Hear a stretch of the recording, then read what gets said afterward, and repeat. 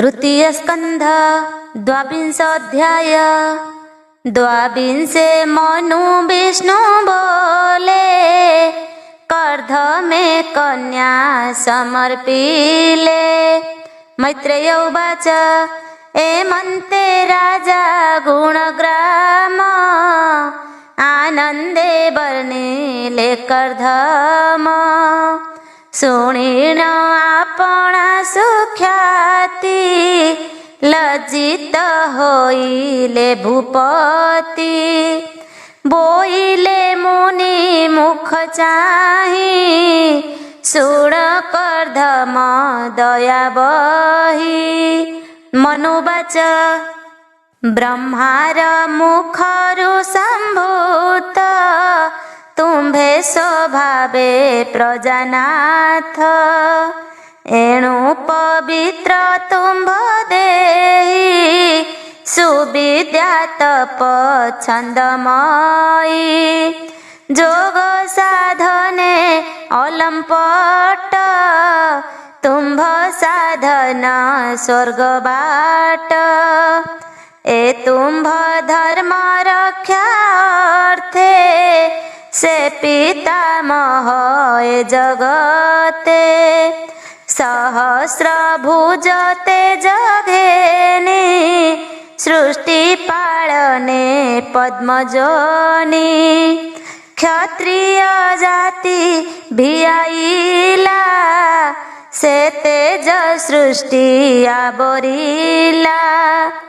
एबे नीते जेबे निरहे, धर्म पालने देह बहे। एणु तुम्भर दर्शनु, संशय गला मोर मनु। जेणु अनेक भाग्य मोर, देखिली तुम्भर शरीर। प्राकृत जन मानकर, जे रूपटे अगोचर। तुम्भ चरण रजनीर, पवित्र कला मो शरीर। तुम्भर अनुशिक्षा पाई, पवित्र कली निज देहि। तुम्भर वाक्ये कर्णपथ, निश्चले होए कृतकृत्य। मुहे दुहिता स्नेह जड़ी, ए माया मोह बंधे पड़ी। एणु मोहर दुख माने, कहिबि शुण सावधाने। मोहर ज्येष्ठ बेनिसूत, उतान पाद प्रिय व्रत।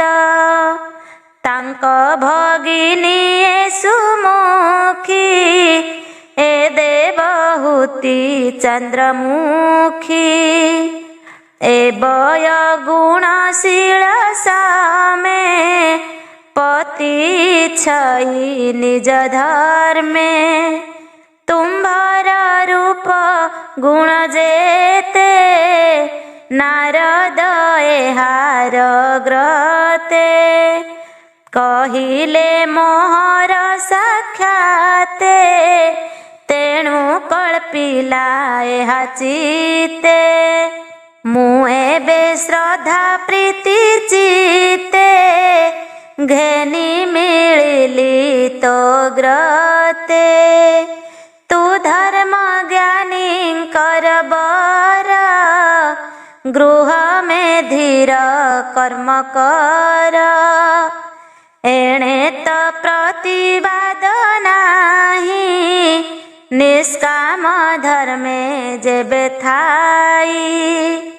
उद्यत भोग जेबे छाड़ी, जे जानती भिक्षु पथ माड़ी।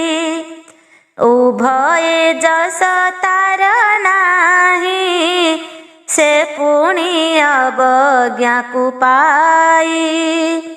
तुम्भ ब्रह्मचर्य व्रत अवधि हेला समापत। एबे तू गृह मेधि धर्म कर सफल ए उद्यम। ए देवहूति कन्या मोर वेद प्रमाणे विभाकर। कर्दम उवाच तुम्भर आज्ञा शिरे धरी ए देवहूति विभा करी। रमिबी संसार धारणे आत्मार उत्पत्ति कारणे। जे मनु राजार दुहित उत्तान पाद जार भ्रात। ए गुणवती कन्या सार किय बा देवा पट्टान्तर। मोहर कर्मे विदित सुंदर गुण वर्ण युक्त। केताहा छाड़िय बापारे शरीर बहिए संसारे। करिबी दार परिग्रह तुम्भे मोहर दया बह। किंतु ए नियम मोहर सुण हे धर्म पाळ बर। जाबत एहा कोळे जात सुंदर गुणवंत पुत्र। ताबत गृहाश्रमे रही तहु सन्यास करिबई। तुम्भ वचन मान्य मोर जे भावे जन उपकार। एमंत विष्णु अनुमति तुम्भंकु कहिली संप्रति। मैत्रेय उवाच एमंते द्विज वाक्य शुणी संतोष चित्ते राजा राणी। मुनिंकी बर बेश करी वेद विधाने कन्या बरी। विवाह देई से उत्सुक अनेक देले यौतुक। भूषण बसन कांचन गृहोपकरण विधान। झिया जुआई प्रीति अर्थे से राणी देले बहुमते। सकल देइबे निजने बोधिले अमृत वचने। आनंद चित्ते दंड धारी मुनिंकी आलिंगन करी। कंठ कुंठित अश्रु मुखे दुहिता स्नेह भंग दुखे। हे माता बोली अश्रु मुख दुहिता दुखे अति दुख। दुहिता केश नेत्र जले अति कातरे आर्द्र कले। मुनिंकी कन्या दान देई आनंदे कृतकृत्य होई। रथ आरोहिबे निजने गले से आपना भुवने। जानते देखन्ते नरपति ऋषिंक आश्रम संपत्ति। से पुण्य नदी सरस्वती अति शोभन तटवती।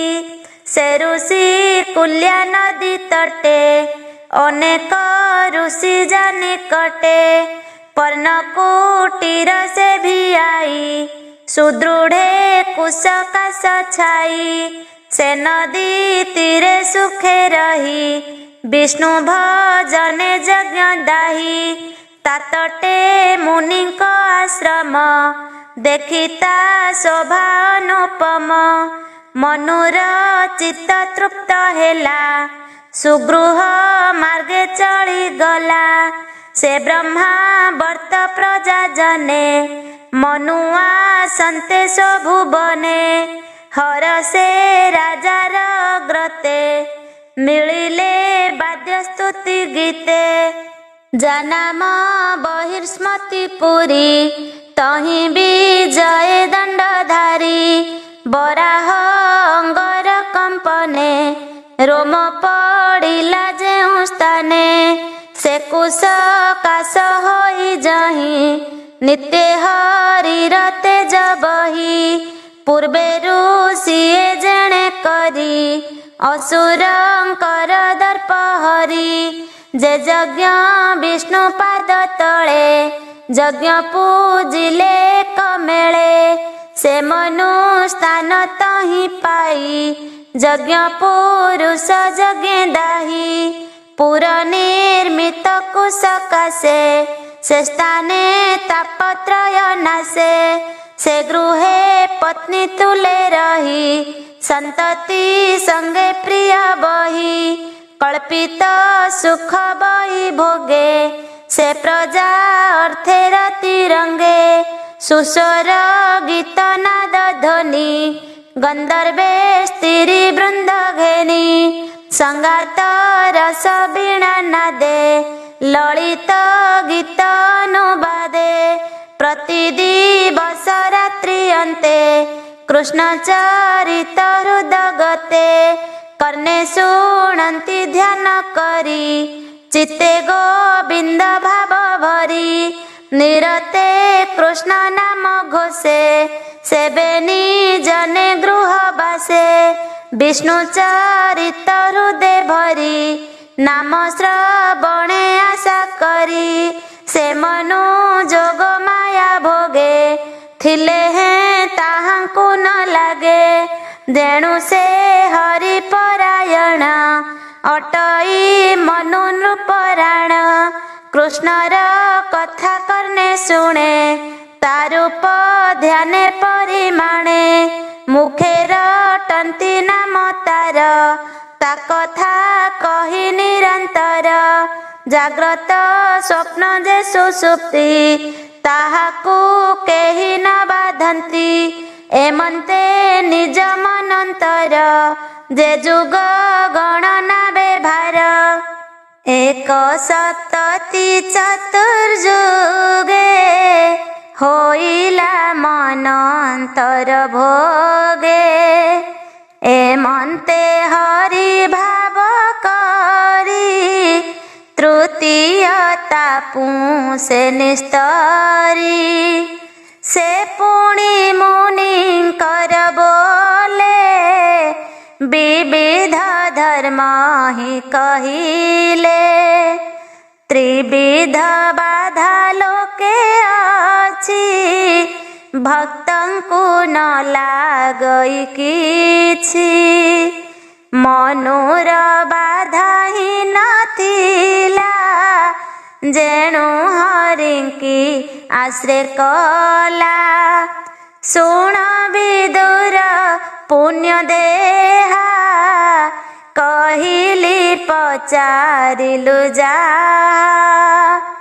से आदि राज मनु कथा शुणन्ते तुटे भव व्यथा ए सृष्टि आदिर कारण एबे हो मनु वंश शुण तृतीय स्कंधे भागवत कहिला दास जगन्नाथ इति श्रीमद्भागवते महापुराणे पारमहंस्यां संहितायां तृतीय स्कंधे देवहूति प्रदानं नाम 12 अध्याय।